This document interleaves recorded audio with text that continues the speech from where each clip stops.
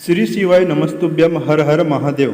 अगर आप भी शिवलिंग पर इस क्रम में जल अर्पित करोगे तो आपकी मनोकामना या धन प्राप्ति या नौकरी से संबंधित कोई भी परेशानी हो या विवाह से संबंधित हो या आपका व्यापार नहीं चल रहा हो तो अगर आप इस तरह से इस क्रम में जल अर्पित करोगे शिवलिंग के ऊपर तो आपकी मनोकामना जरूर से जरूर पूरी होगी। आपको करना क्या है, आपको पांच जगह पर क्रम वाइज से आपको जल अर्पित करना है। हम आपको पूरा एक्सप्लेन करके समझाएंगे कि आपको जल और कैसे और कहाँ पर अर्पित करना है। इसलिए इस वीडियो को शुरू में ही लाइक कर दीजिए और वीडियो को शेयर कर दीजिए। शुरू करते हैं आज का वीडियो को पूरा देखिए, तभी आपको पूरा वीडियो समझ में आएगा कि आपको जल कहाँ पर और क्यों चढ़ाना है। सबसे पहले बात करते हैं शिवलिंग के।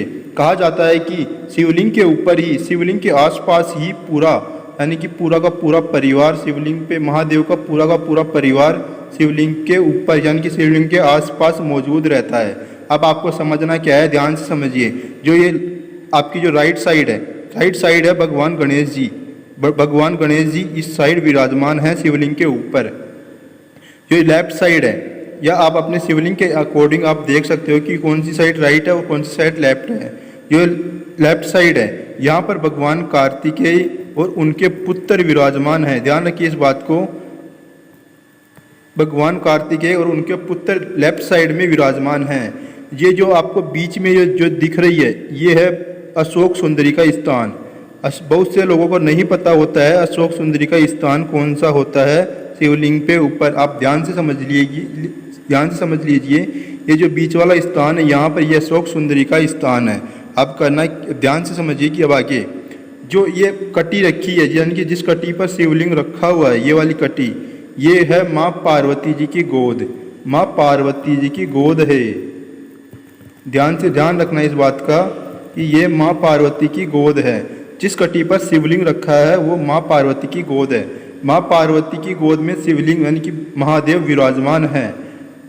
फिर आपको करना क्या है कि भगवान महादेव की जो 5 पुत्रियां विराजमान हैं यहाँ पर। जो आप ये घड़ा देख रहे हो, इस घड़े में से जो पानी निकल रहा है, यहाँ पर विराजमान है महादेव की 5 पुत्रियां, जया, विषहर, शामिलपरी, देव और दोतली।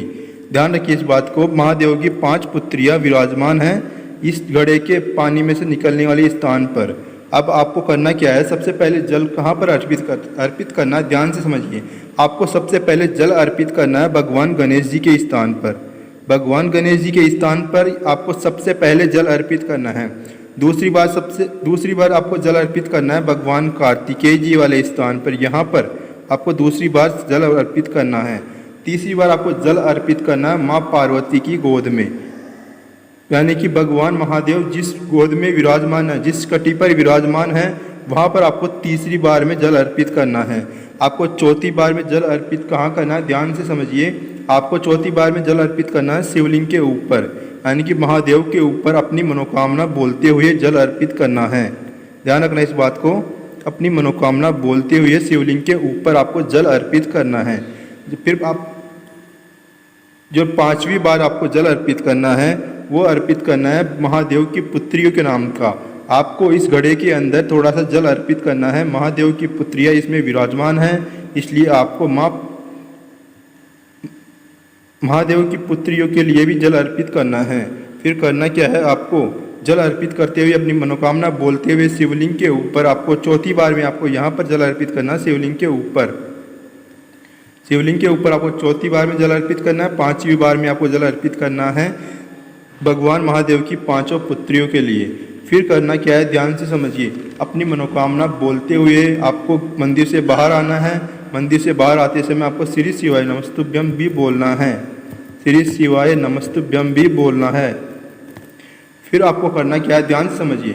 आपको महादेव जिस पर सवारी करते हैं, जो नंदी है, आपको थोड़ा सा जल अर्पित करना नंदी के इस खड़े हुए पैर पर ही आपको जल अर्पित करना है। और अपनी मनोकामना नंदी के कान में बोलनी है। ध्यान रखना इस बात को, नंदी के कान में बोलनी है आपकी अपनी मनोकामना।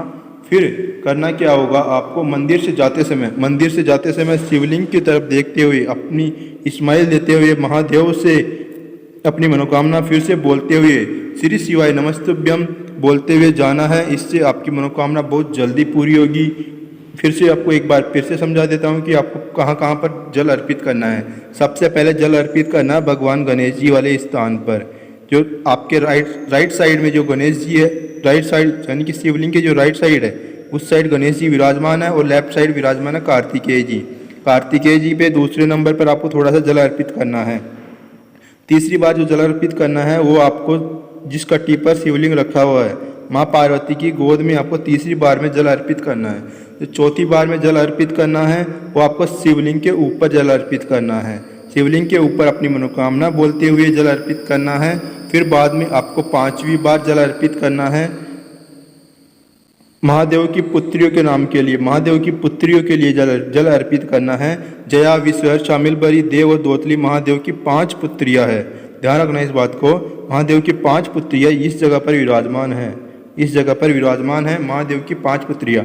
आपको थोड़ा सा जल इस घड़े में डाल देना है क्योंकि महादेव की 5 पुत्रियों को समर्पित हो जाएगा। फिर करना क्या है आपको ध्यान से समझिए कि आपको करना क्या होगा कि जो जाते समय आपको नंदी के जो खड़ा हुआ पैर है इसके ऊपर आपको थोड़ा सा जल अर्पित करना है और अपनी मनोकामना नंदी के कान में बोलनी है। और जाते समय आपको श्री शिवाय नमस्तुभ्यम जरूर बोल के जाना है। वीडियो थोड़ा सा भी अच्छा लगा हो तो वीडियो को लाइक कर दीजिए, वीडियो को शेयर कर दीजिए अपने फैमिली फ्रेंड के साथ, और चैनल पर पहली बार आए तो चैनल को सब्सक्राइब कर लीजिए और कमेंट में श्री शिवाय नमस्तुभ्यम जरूर लिख दीजिए।